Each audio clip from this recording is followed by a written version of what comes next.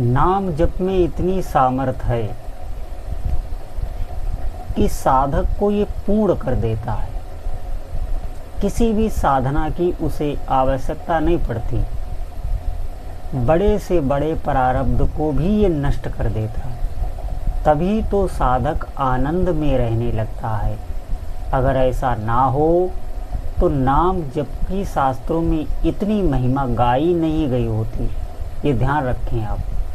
और जो भी जप कर रहा है आप देखेंगे वो दिव्य दिव्य अनुभव से होने लगते हैं। कोई भी कहीं भी इसे करके देखे, एक बार इस साधना को करे फिर वो छोड़ ही नहीं सकता। इतना स्वाद है भगवान नाम जप में। उसका मन इधर उधर विषयों में भागना बंद कर देता है। देखिए, ये हमारा मन इंद्रियों से झांकता रहता है, बार बार हमें बेचैन रखता है। हम ना चाहते हुए भी बार बार भोगों में गिराता है। हर साधक का यही प्रश्न रहता है कि हम बार बार ना चाहते हुए भी ऐसा हमें कर्म क्यों करना पड़ जाता है, जिससे बाद में हमें शोक होता है।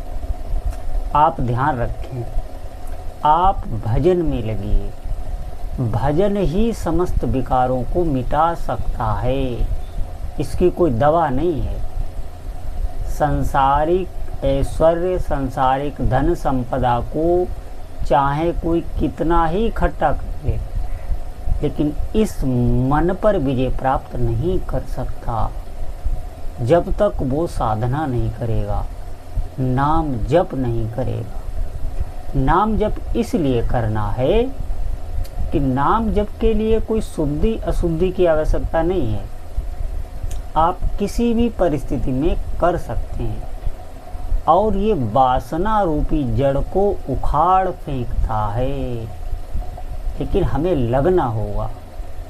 ये कहने सुनने से नहीं, भजन करने से आपको अनुभव होगा। जितना आप भजन करते चले जाएंगे, जितना नाम जप आप बढ़ाते चले जाएंगे, उतनी ही दिव्यता आप में आती चली जाएगी। आप अनुभव कर लेना। और जो भी साधक कर रहे हैं वो इस बात को समझ रहे होंगे। हमें आज से भजन में लगना होगा। हमारा कितना ही समय व्यर्थ में जाता है, कितना समय ना चाहते हुए भी हम ऐसे कार्यों में उलझे रहते हैं। बाद में हमें समझ में आता है। ये ध्यान रखें, जब हमारा उतना समय नष्ट हो जाता है उसके बाद में हमें पछताना पड़ता है। आप नाम जप करिए। एक ऐसा ज्ञान आपके साथ रहेगा जो आपसे वही कर्म कराएगा जो शास्त्र के विरुद्ध नहीं है।